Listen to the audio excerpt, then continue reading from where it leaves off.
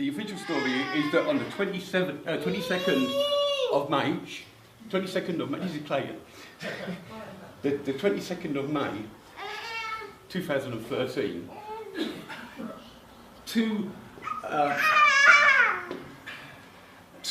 Muslim converts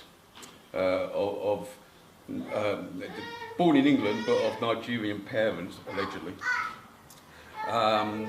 pulled up on Wellington Street and waited for a soldier to walk past for them to murder. Give him the keys. And that soldier, even though he wasn't dressed in uniform, was Lee Rigby, who allegedly was on his way back to the barracks, station at Woolwich Barracks. I'll tell you now he wasn't. But this was about just after 2 o'clock. And as he walked past, the two Michaels, Michael Adebolajo and Michael Adebowale, or yep, soldier, supposedly identified because he had a Hope for Heroes hoodie on. Now, to me, that doesn't make a soldier, someone just in a hope. And then they came out with, that wasn't enough to convince people, so then they came out with a backpack. Now this backpack itself is a whole story in itself, because the backpack that we see Lee Rigby walking out the station with over his shoulder is not the backpack that was here. Okay? Because that is actually a rucksack. What Rigby was carrying was called a day sack. Two totally different things. And even then, you've got to ask yourself, how did that rucksack get so neatly placed there? All right?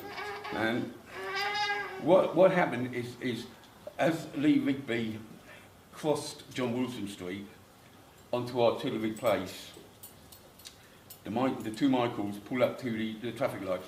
Now, quite suspiciously, there was an Argos van parked, and this Argos van must have reversed from John Wilson Street into Wellington Street to get where he was positioned. He wouldn't have been able to get back. And you know what London's like, as soon as you park on a yellow line or a red line, they're on you. But for some reason, this Argos van was allowed to stay there, meaning traffic was down to one lane coming out of Wellington Street. As Lee then, for some reason, decided to cross the road once he passed the crossing. Now, at this point, the Tigra driven by Michael Adebolajo was parked in the middle of John Wilson Street. Go and take him out or something. For one reason or other, Lee crossed the road. Supposedly the official story is to go to this shop on the other side of the road. Why he didn't use a crossing, no one knows. But at this point, the Tigra, which was parked in the middle of a dual carriageway, sped up supposedly to 30 or 40 miles an hour. There was no reason why, going on the CCTV footage and his positioning in the road, that the police couldn't work out exactly how far. I mean, there's a big difference between 30 and 40 miles an hour. On top of that, a Tigra is a very, very small car. And until you stand next to one, you can't believe how small they are. Now, when it struck Rigby, allegedly, at 30 to 40 mile an hour, I've worked it out myself, I get it no more than 15 mile an hour, which would make sense, but I'll come in a minute. It supposedly broke 5 bones in his back, okay? But the pathologist, Dr. Simon Poole, who has been on a lot of controversial cases, including the Mark Duggan one, and another one where a woman was found dead with supposedly electricity still running after 3 years. Nevertheless, Dr. Simon Poole, he's always there when he's needed, right, okay? Yeah. And he never made a single mention of any damage to Rigby's legs. Now, I've stood next to a Tigra, and Rigby was about as tall as me, and it comes up to about there. On top of that, the bonnet's, what, 4.5 foot, and it's on a very, very steep steep angle. Yet we're supposed to believe that this car hit him at 30 to 40 mile an hour, which in reality would have taken him straight over the top. Okay, but he didn't smash his legs or nothing, broke 5 bones in his back. Without braking, the car then mounted a 6-inch granite curb. Okay, 6 inches. Now, if I remember rightly, I think the T was no more than 15 inches off the ground. Okay, wouldn't have got up there, and it was an automatic car as well. Okay, but without slowing, it mounted the pavement without bursting the tyres, with Rigby still on the bonnet, made an impossible turn, again 30 to 40 miles an hour, and drove up the hill into a signpost which it smashed, still at 30 to 40 miles an hour, which should have meant that Rigby would be coming into land sometime now. Instead, he flew 2 foot in front of the car after it hit a signpost, and the signpost never moved. No damage whatsoever. In fact, there's pictures. People say, oh yeah, there's some scratching on there, but you can look at pictures on Google Maps, and that scratching was there before that day. Okay. So that in itself, that's an impossibility. That just couldn't. You couldn't be hit by a car at that speed, thrown onto the bonnet, stay on the bonnet, mount a 6-inch curb, do an almost impossible turn, and drive up the hill in an automatic car, maintaining the speed, hit a signpost which doesn't move, and fly 2 foot in front of him. And that then brings us back to that rucksack. How did that rucksack get, which must be about 5 or 6 foot from the side to the corner? Yeah, 5 or 6 foot. When he, did the Michaels get out and sort of, oh, well, better put that down there, or how did it get down there? Once Rigby had landed on the ground and they'd packed his rucksack up all nicely and whatnot, they got out of the car. Only thing is, Michael Adebowale in the passenger seat couldn't open his door. Now, the nearest that the mainstream media got to admitting this was saying he had awful difficulty getting out, which they were both quite big fellas, and Michael Adebowale would have had to scramble over the driver's seat to get out, which would have been comical in itself. But these fellas got out. Supposedly, Rigby was struck at 20 past 2 exactly on the CCTV cameras, camera 46. All right.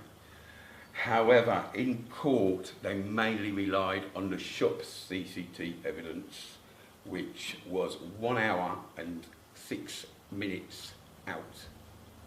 Therefore, it would be never, the defence counsels for Adebowale and Adebolajo could have had a field day with it, Yet, they allowed, and they must have agreed to allow it into evidence, to be admitted into evidence as fact, and it would never be.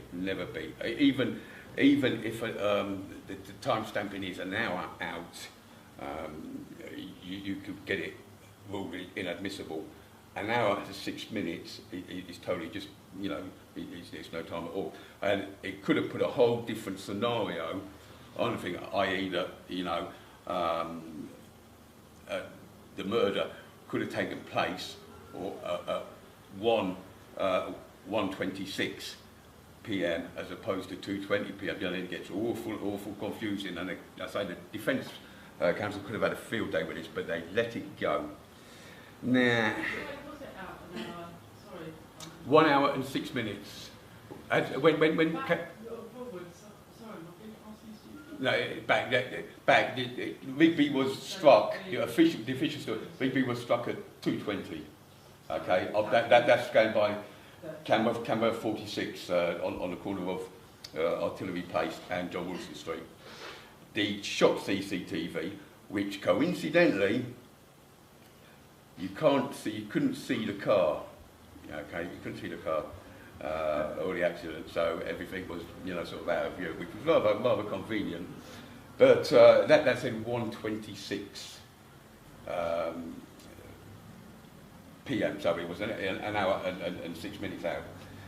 But he still ruled it. I say they allowed it to go ahead, which they could never have done. On top of that, there's an 8-second gap missing. Now, we are told by very cleverly worded stories in the MSN that the jury saw Rigby struck by the car. They never did. Never. That film doesn't exist. And for some reason, there's an 8-second gap in which time, supposedly, Rigby was struck, the car mounted the pavement, came up. So that would have taken at least, what, 5 seconds, but easily, from the road to crashing at the sign. So that means that when the film starts again, at 1:26:08,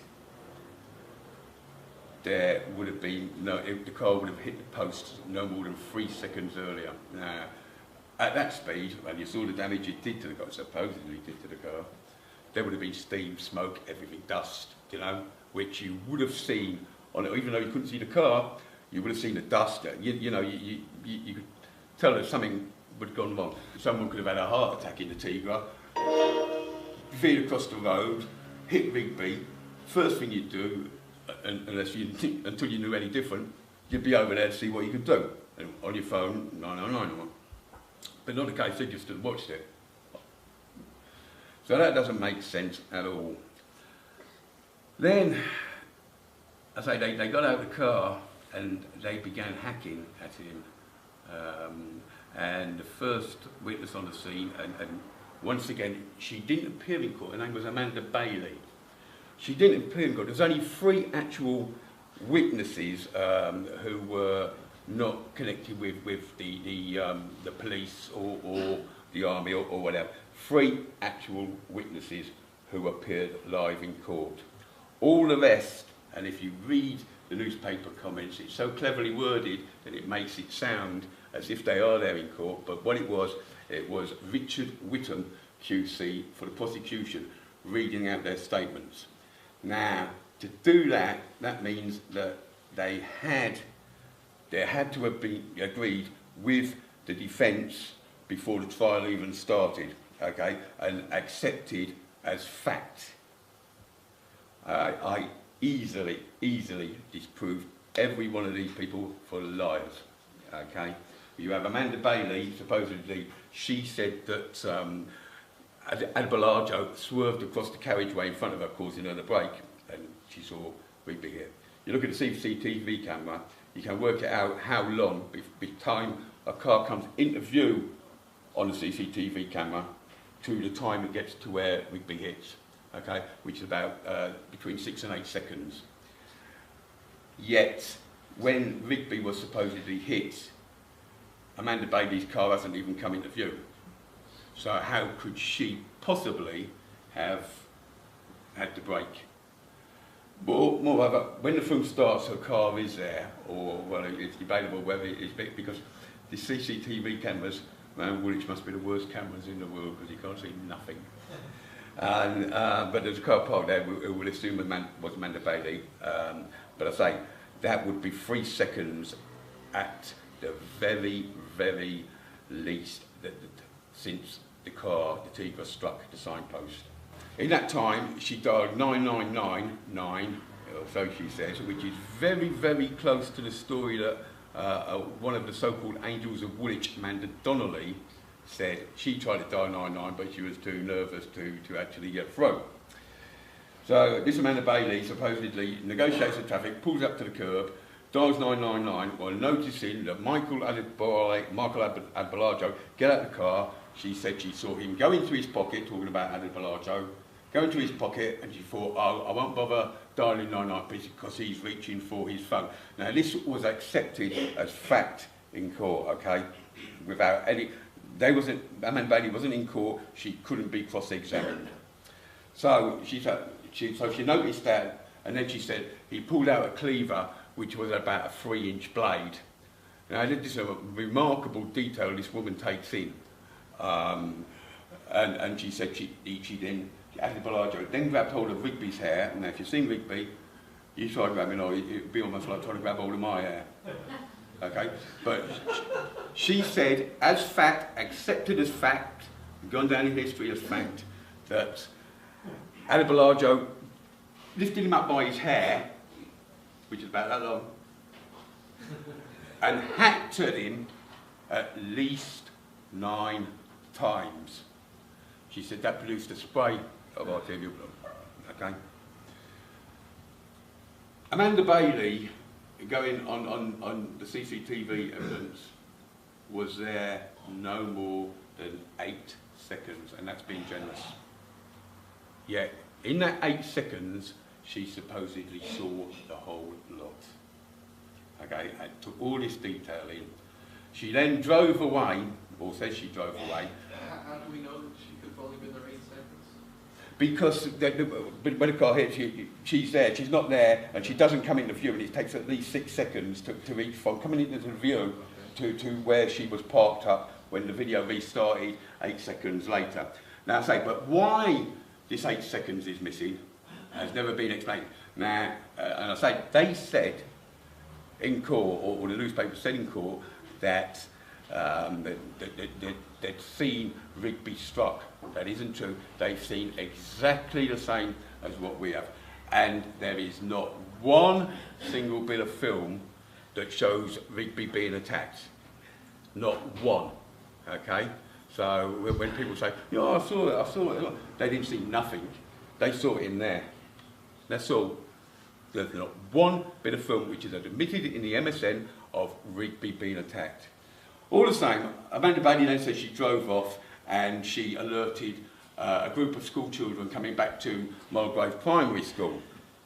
Now, Mulgrave Primary School is quite unique in so much that Anjum Chowdhury, who is an MI5, MI6 asset, portrayed as the radical preacher, and that. Hang no notice of that. He gets 24-hour day protection, and I get nothing. Well, that tells you who's important to them. Nah, and also Michael Adebolajo attended Mulgrave Primary School. What a coincidence! How coincidental, especially since Michael Adebolajo, when he would have been primary school age, was living in Romford.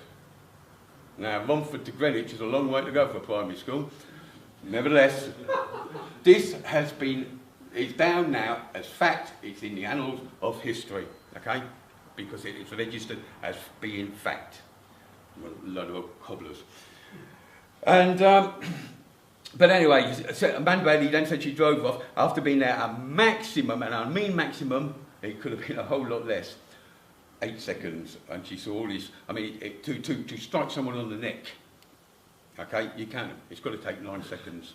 And she said, Thomas Seymour behind her in a Greenwich Council van, going back to the depot with his wife, was pulled up a couple of seconds after something like 1:26:10 on the CCC, the shop CCTV. Okay, I say this is mainly what the prosecution relied on this evidence. Now, he didn't even slow. What he did was, because Amanda Bailey's car was parked there, and it's single lane, artillery place is single lane, you know, 1 lane down, until it gets to the bottom, when it then goes into 2 lanes. At the point of the shop, it's only 1 lane. Thomas Seymour, in his Greenwich County Council van, makes to pull around Amanda Bailey's car, meaning that he was into the into the other side lane, okay? As he pulls level with her window, Amanda Bailey pulls off in front of him.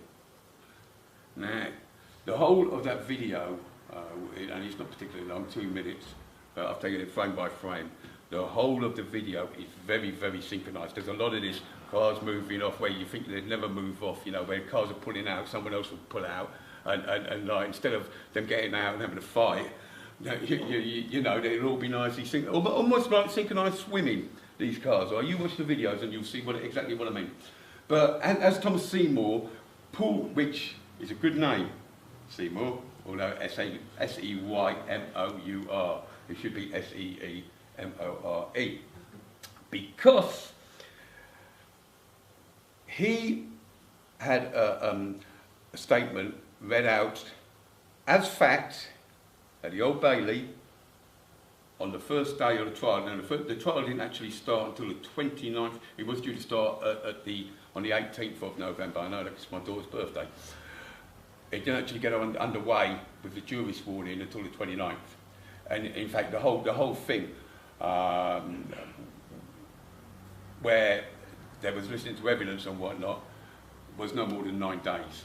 No, the whole trial, start to finish, okay? But although the trial lasted long, because the first 11 days was taken up with legal arguments, or so we're told. Okay? Now, Thomas Seymour also had his witness statement read out in court by Richard Whittam Ducey. Again, the papers made it sound like he was there, but he wasn't. Okay? And in his witness statement, he said that he saw Michael Adebowale stab Rigby in the chest and the belly at least 20 times. And he did this without slowing, coming into view, and he saw this in about 3 seconds. That would be the maximum, and he would have been concentrating on the road, even though he had to pull over to the other carriageway, and that's a busy road, there could have been something coming the other way easily. But he testified that he saw Rigby stabbed by Adebowale at least 20 times. Absolutely impossible. We're calling Lee Rigby a true hero. Why?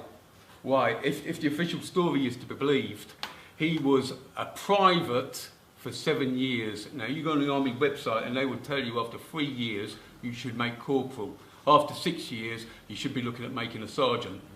Okay? Rigby, after 7 years, was a private. Yet he's meant to be this brilliant soldier. Okay? Now, not only that, he was coming back. I mean, they must have flexi time in the army now, because he was coming back to go to his barracks where he didn't live. It would be funny if I tell you, it would be hilarious if it wasn't so tragic. At 2:20 in the afternoon, so like they do 4 hours work. On top of that, he'd come back from where he'd been helping out at a wedding fair. Okay? I thought it was at the Tower of London. Yeah, a wedding fair, helping out at a wedding. It's in the back, and Amy West said it herself. And Amy West says, now Amy West, you all know who Amy West is. Amy West, or was supposedly Lee's fiancée. Oh, right. Yet she is an out-and-out liar. Okay? Without a doubt, she is a liar, because she is supposedly, when Rigby was killed, she was supposedly in Afghanistan in her capacity as a military policewoman, a red cap. Okay? At the same time, where this hero, or this man was being betrayed a true hero, who must have been at best a potato peeler, we had his parents, and his estranged wife sitting together, and his estranged wife pretending to cry without a tear in her eye, telling the world that Lee was coming to see her and his boy Jack the weekend after he was killed, supposedly, so as they could get back together. At the same time, and in the same articles, Amy West, his fiancée, is being mentioned. Okay? So that at best puts him as leading one of them on, if not both. If what they say is to be believed. Okay? I mean, you can't look at it any way. If Rebecca Rigby is saying that, Lee was coming up to get, their family back on track and reconcile, okay? If she's telling the world that, and in the same breath, Amy West is being flown home, given compassionate leave, which she wouldn't get, and I have a lot of army serving and ex-serving personnel who read my stuff, and I've checked this thoroughly. She wouldn't have been entitled to compassionate leave. Okay, but not only did Amy West get compassionate leave, she got a lot longer compassionate leave than anybody else got. And she was saying how inseparable they were, and the reason that Rigby was at this wedding fair is because he volunteered. Because apparently when you're a soldier, you can volunteer to do what the hell you like, for as many hours as you like, whenever you like. And the reason that Amy West put forward that Lee Rigby was working at this wedding fair was so as they could get ideas for their own wedding. Right? What a load of old cobblers. But it's fact, because the British public are that dumb, they don't want to believe that their government are capable of the kind of stuff that they get up to. Okay? They would rather believe a fantasy which could not possibly be true in any way, rather than say the government are lying. You know, this is what the government are up to. Okay, they would rather threaten to shoot me, and I'd be shot. You know, if I got any more worried, I'd be a shrinking violet. I went bald. That's good. Yeah. Okay. It's just that the wedding fair, was it at the Dickens? No, it was at Tower of London. Now, for a long time, I couldn't find one. And then, after I released my evidence, like so many coincidences, this firm from Bristol, now Bristol, another story in itself, I don't want to deviate, Bristol is a very, very Masonic, satanic place, okay? They all come, Samantha Cameron was at Bristol University, a lot of dodgy stuff goes on. I was just said that because that's one of my locals and they have wedding fairs. Right, yeah, no, I could say, I got a hold of the itinerary in December 2013, which had been, you know, the events had been on for the year, and there was no wedding fair there. He was murdered, at best, he was murdered. That doesn't make him a hero, okay? Yet we have people willing to shoot me in the head and shoot my family and firebomb my house because the newspapers said he is a true hero. The Royal Regiment of Fusiliers, there was many of them, okay? In 1968, they all amalgamated together and they became three, okay? And the 1st Battalion, the 2nd Battalion, and then a TA Battalion, okay? Part of that battalion, the TA Battalion, were the Northumberland Fusiliers, okay, part-timers. Now, Rigby, I don't know if I'll be able to go. I don't want to spend my time looking at pictures and ignoring you as well. So, Rigby appears in a photo with the Northumberland Fusiliers, okay? Why would he do that? You know, I mean, Northumberland's way up by Scotland. And it's a part-time regiment. Yet we're told that Rigby is a full-time soldier and to our both. So it doesn't make sense that he's in these Northumberland Fusiliers. The Northumberland Fusiliers also did the marching drumming bit at his funeral, and the 6 pallbearers all belonged to the Northumberland Fusiliers. Top of that, the Times ran an article, and they said that the battalion that Lee Rigby was in, this is, as I say before, you know, with details are still sketchy and whatnot, was a TA outfit. I don't even believe he was that, okay? Because I've also got, you know, crosses where he's a rest in peace, Lee Rigby, true hero, the Lancashire Fusiliers. Lancashire Fusiliers was disbanded in 1968. They're no more, okay? So he did well there. I believe he was a cadet, okay?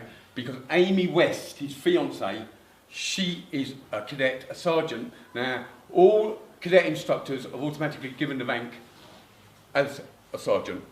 Okay, it's not that they've earned that they're automatically given to give them so much seniority over these kids, right? Okay. Now, they say that the army cadets are not part of the army, but for all intents and purposes, they are.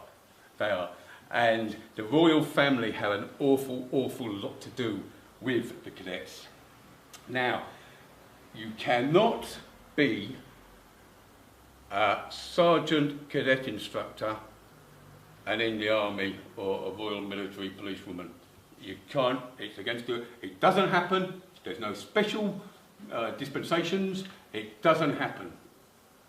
I have photos of Amy West with a sergeant, cadet sergeant, and the Fusilier, indeed the Fusilier feather. Incidentally, the Lancashire Fusiliers was yellow. But, so, that was a lie. So, why did David Cameron and Boris Johnson attend this true hero who did nothing? The best was a potato peeler, the worst a cadet instructor. Why did they attend his funeral? Why did they not know? And she was in full military police dress uniform, surrounded by dignitaries, and she was also also shadowed by a fellow called Peter Sparks, or to be more precise, Detective Inspector Peter Sparks. Peter Sparks, I've got pictures of Peter Sparks, or DI Peter Sparks, drinking in the Hounslow Royal British Legion in 2012, okay, nearly a year before Rigby was murdered. Amy West and all her friends, who coincidentally are Rigby's friends now, by Amy West's own admittance, her and Rigby met at the very, very tail end of August 2012. By February 2013, that's August, September, October, November, December, January, February. 6 months later, maximum, she supposedly buggered off to Afghanistan. Another thing about that, well, what's in Hammond, isn't it? The military. Philip Hammond. He's increased, or last year he increased the minimum tour of duty in Afghanistan from 6 months to 8 months, and in some cases 9 months. But at that time, the minimum, at the time that Amy West supposedly went to Afghanistan, the minimum tour was 6 months. Yet the papers have her down to come home May, the month it was killed. She was coming home 2 weeks later. She only did a 3 month tour. So not only does she get compassionate leave when she's not entitled to it, she gets it longer. She's now left the army, or we're told that she's left the army, which doesn't happen because she does it unless it takes you 12 months, okay, is the time it takes to leave the army, unless there are really special reasons. Amy West doesn't even qualify as next of kin. Supposedly Rebecca Rigby still did that, even though there was estranged, because he'd never changed his details. Which, you know, for a hero is quite surprising, because apparently all you can do it online. It takes about 5 minutes, but he never did it for some reason. And, but not only does she get compassionate leave that she's not entitled to, she gets longer compassionate leave than anybody else, and she leaves the army without having to serve her 12 months, even though her fiancé being killed would not be enough, because she's not down as his next of kin, would not be enough to qualify as a special reason for leaving the army early, okay? But yet she was allowed to do it. His funeral, the Rigby funeral, was on the 12th or 13th of July.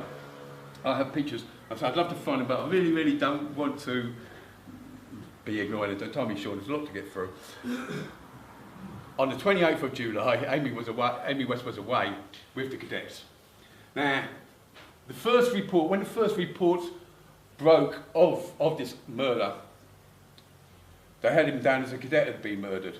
And I've got, once again, on there, I haven't had time to put them together. Just whole Google pages, Army cadets being murdered, Army cadets being hacked to death. Then it miraculously changed to a drummer Lee Rigby. Everyone was calling him Drummer Lee, which, to be fair, can be. It is a name given to drummers, but they're just a private, okay? They're private. And stories like, and I've still got a story of a school, a private school, where he supposedly helped out as a cadet teacher, and they called him Mr. Rigby. They didn't call him, you know, drummer or private or Mr. Rigby, they call him. You know, he was working there. That story's disappeared. I've still got a story on the computer. Can't get it home, unfortunately. But if you go on my it's all on my website anyway, on www.chrisspivey.org. Go on there, go down the left-hand side, left-hand column, and you will see the categories. And there's a Woolwich has its own special category, and it's all what I'm telling you now. It's all there, and it's all backed by photo evidence and source links. Okay, I don't take to anyone. You know, you have to take my word for it. Okay, I don't work like that. I don't work because I know how. I mean, the MSN can get away with it, but us in the AM, we can't get away with anything. You mentioned D.I. Sparks, was it? Yes, I was getting relayed again, wasn't I? D.I. Sparks, Hounslow Royal British Legion, 2012.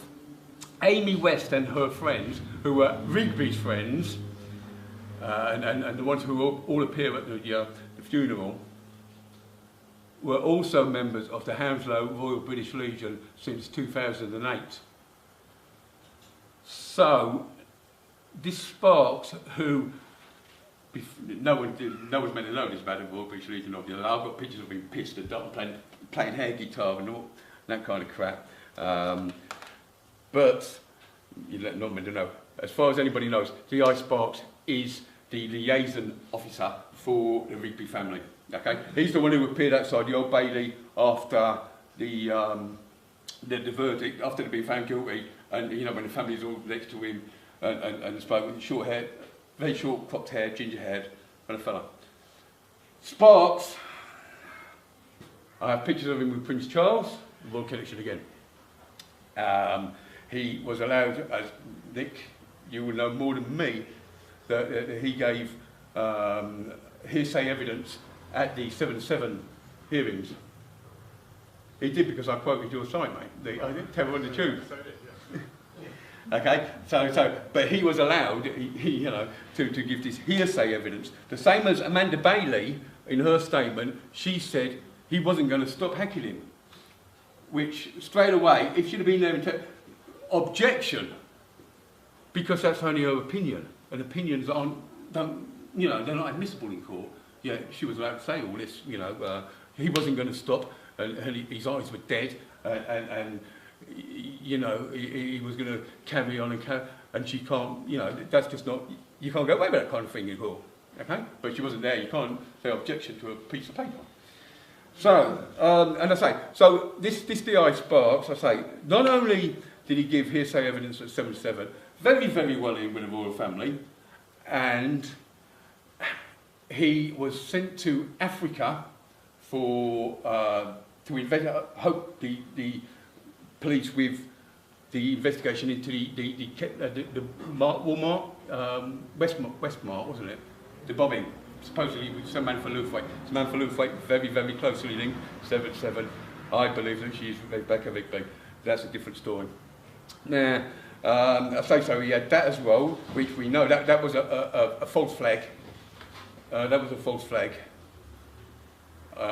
operation, and he was invited to a big Los Angeles police convention as a speaker for this very, very CNI police. It was you know, just all the American security services and whatnot, and he spoke because he's supposedly a terrorism expert, although he turned up as a Rigby family liaison officer. He also investigated the murder, because that's what it was, of John Charles Menendez. Okay? So every single dodgy case that there has been, Peter Sparks has been there. There's no way that Peter Sparks could not have known Amy West and her friends before, you know, he must have known them before the murder of Rigby. Because Amy West said she was inseparable. They went everywhere together. And she said that, so it must be true. So that means that Sparks would have known Rigby as well. because this Royal British Legion, which is now burned down, and the manager is dead. Wow. Okay? There you go. It all happens, doesn't it? Can't get no guest list now, no members. But I've got pictures of them. I've got pages and pages of pictures of them. And it's all on the site.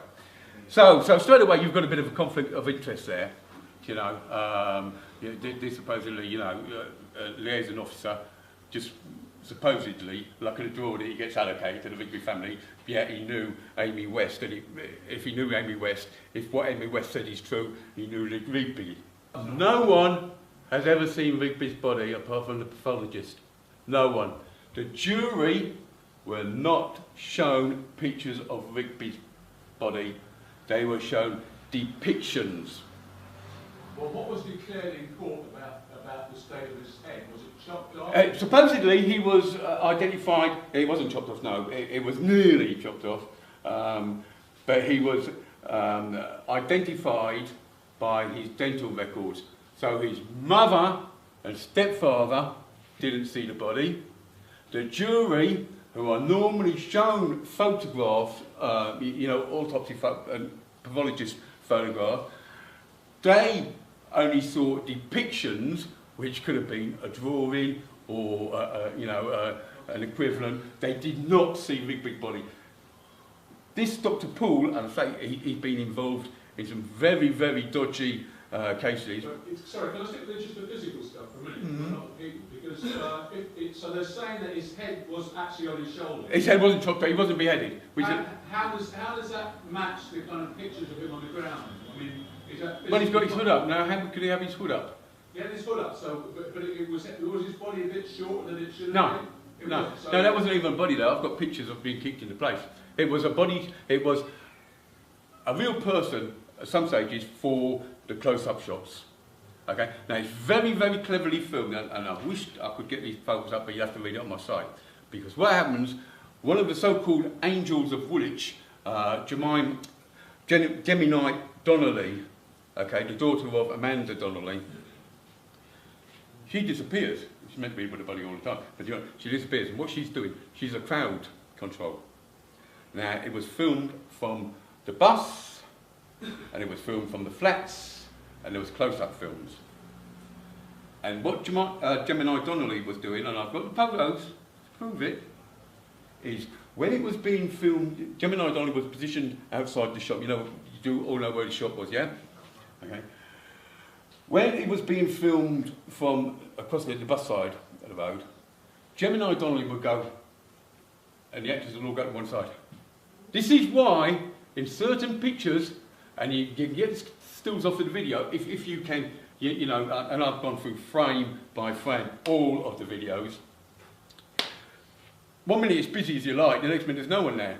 Because what happens, then when, I say, it was a poor performance, but it was very, very well planned in terms of filming it, okay? Because when then the shots, they must have had the shots all worked out beforehand, when the shots were being filmed from the flats, there was a bald-headed bloke, over the other side going, and they came over, leaving the shop empty.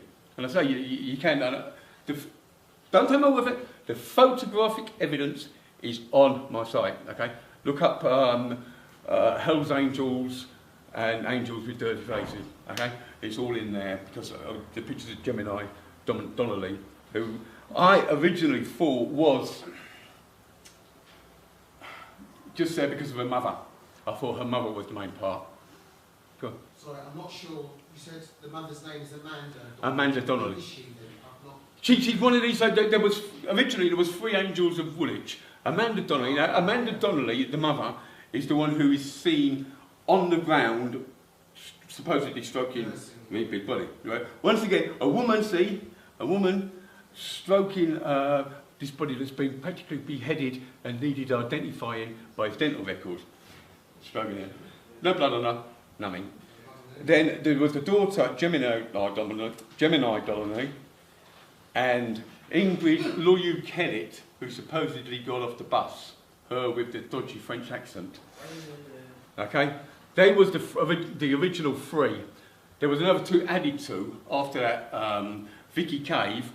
Now, when I questioned Vicky Cave, and I've got photographic evidence, once again, proving beyond any doubt that Vicky Cave was part of it. How she actually came to be at the scene, if you know, you might have seen her in photos, she's got a denim jacket on, blonde hair, sort of bob, blonde hair. She's there when Gemini Donnelly isn't, when Gemini's up at the shop, you know.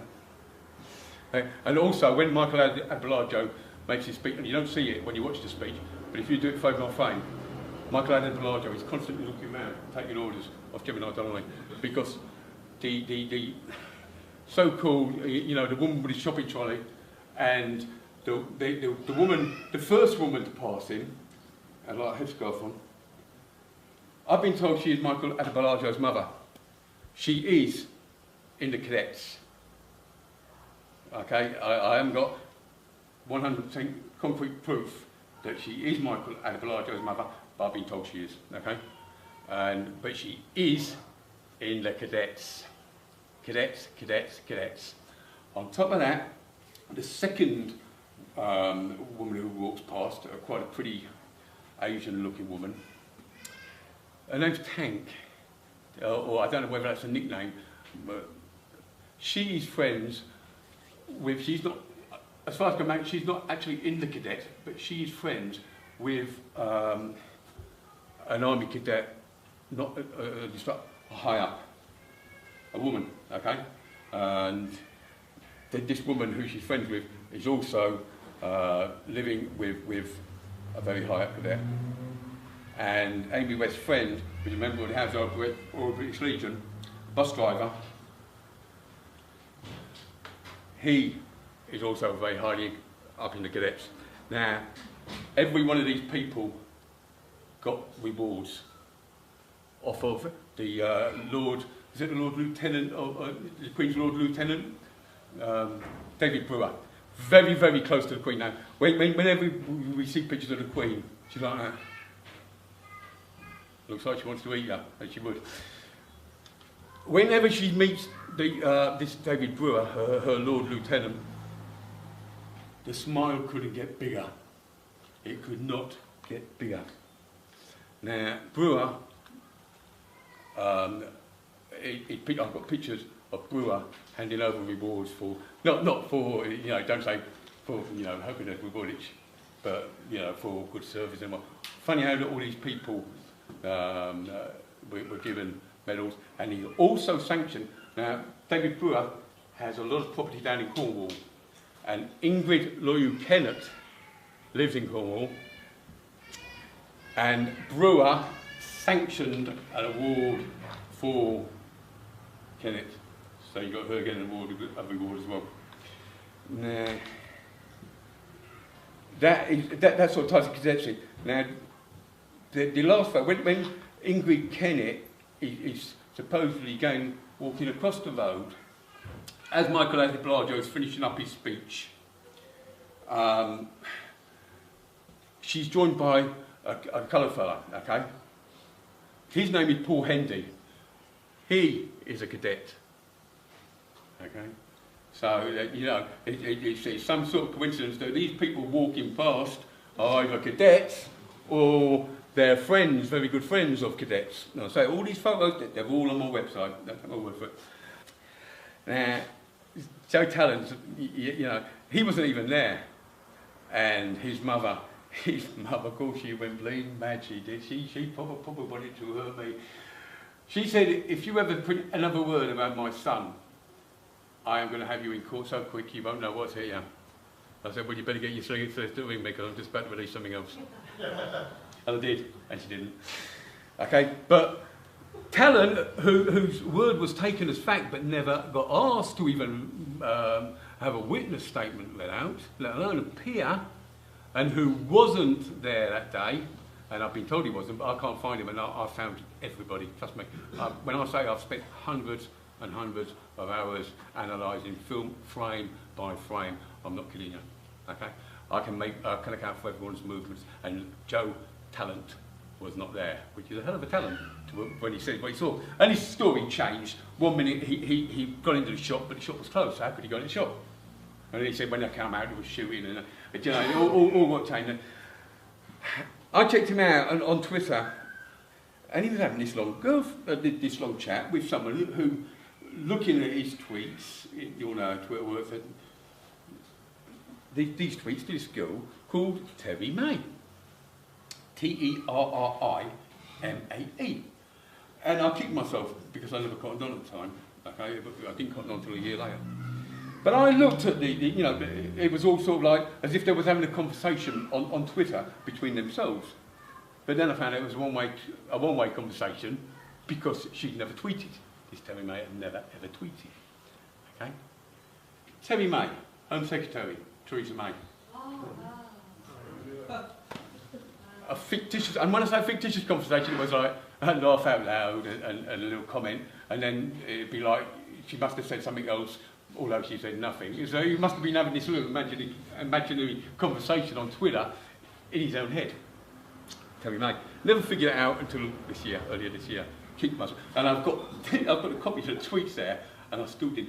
And I as a piss take, I always call her the Right Honourable Terry May transvestite, okay?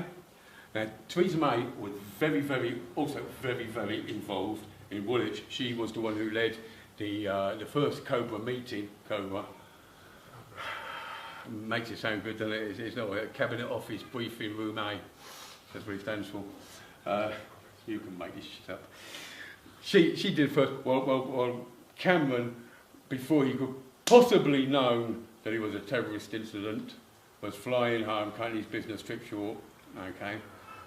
Miliband was doing the same. Now, why was Miliband cutting his business trip in Germany short to come home? The Queen was asking for updates. And no one knew nothing about it. This could have been a drug deal that had gone wrong, or Rigby could have been shagging there, you know, one of these fellas' girlfriends or whatever. They've seen him, well, run him over and do him. There was no possible way, but it was being called a terrorist incident from the start, and that's what gave it away, because no one could possibly know. And it was totally over the top. Now, the thing is, neither of the Michaels were charged with a single terrorist offence. Okay? Yet, no, there wasn't. There was charged for murder. Common murder. Okay? But they were called terrorists. Yeah. They were called terrorists, but there wasn't. Which brings me, let me just finish about the Michaels. They was not charged with any terrorist, and they could have been. Right? They had powers. They said in the early days that they was being interviewed by the special terrorist police, whatever. Do you know? I hope they're better than what Andy Redwood is. Terrorism director. Yeah. But they wasn't charged with any terrorist offence. They was charged for normal murder. Okay. In his summing up, Judge Sweeney, who was also the judge at Rolf Harris's trial, who also allowed Rolf Harris to not be prosecuted for child pornography, and we're talking about thousands and thousands of images, okay, and that there was an injunction out on that, because I didn't know about the injunction, but yeah, they're talking about, he was open court for this historic abuse from the 80s, 70s, whatever, yet these child pornography images were from a year ago, and there was a lot of them.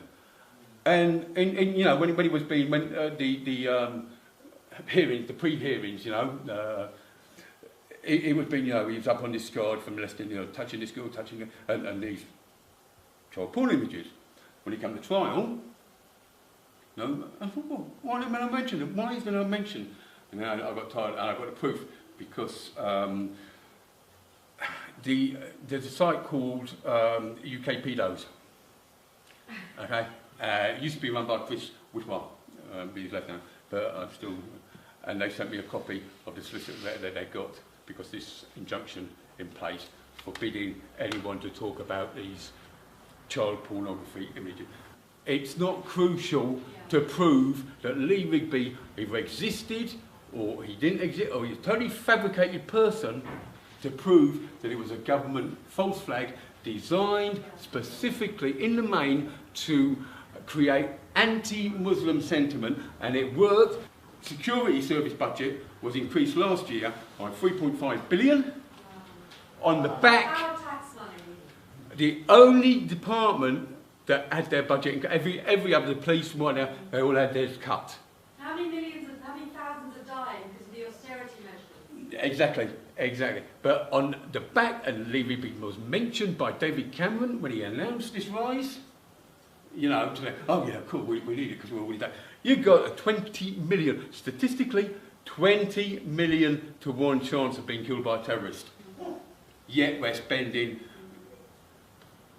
well, it's hard to get definite numbers, but it's somewhere between 9 and 7 billion every year on security. And people believe that this money is being spent on tracking these terrorists. Yet what the money is being spent is tracking people like me. Yeah. That is what it's been spent on. Yeah. We're all being spied on. Now, straight away, I knew from as soon. I think our first report was about 4 or 5 o'clock. Okay, which makes nonsense of Lynn Rigby's like she saw it live on TV, because no one saw anything live on TV. It was on the radio, one wouldn't know, but no one saw anything live until the 6:30 news, and even then, no one saw the body. It was just Michael an edited version of Michael Adebolajo on the 6:30 news, and it wasn't until sort of like 10 o'clock that night that other pictures started emerging. So what Lynn Rigby's saying, although she gives about 3 or 4 different versions, is total nonsense. Total nonsense. Now, as you believe that, you know, they're real, which is fair dues. I believe that Lynn Rigby, or Lynn Seville, as she is or was the mother of Lee McClure. What exactly happened to Lee McClure is, and I've heard various stories. I've been told there was reports that he was shot in Afghanistan and whatnot. And then there's the other scenario that he didn't exist at all, and they were all made up. I still go with my theory that the official, you know, the official, everyone knows the official photo of Rigby that you see with, you know, when he's sitting up and he's been phoning in nice background and whatnot. That was released by the Ministry of Defence, and it is uncredited and unsigned and quite obviously photoshopped. Now, how could an official army photo not be credited and not be dated? Just it doesn't happen. So I believe that Rigby was a creation of maybe 3 or 4 people. Lee McClure existed, and he was probably the son of Lynn Rigby. Interestingly enough, although they got married in 2005, they were supposedly together a long time before that. I haven't. I've seen a wedding certificate for them, Ian Rigby and Lynn Seville, but Ian Rigby didn't appear on the electoral roll as living at Burnside Crescent until 2011, and even then it was only for 1 year. Lynn Seville goes back to as far as the records go back, 2001 or 2002, when she moved, or she was living in the Burnside Crescent property under the name of Barnes. It's getting too big to contain. Now my evidence is getting too big to contain. People, I say, once you read my evidence, I can guarantee you, unless you don't want to know, you will not believe the official story. So, okay, thank you very much. Thank you for having me.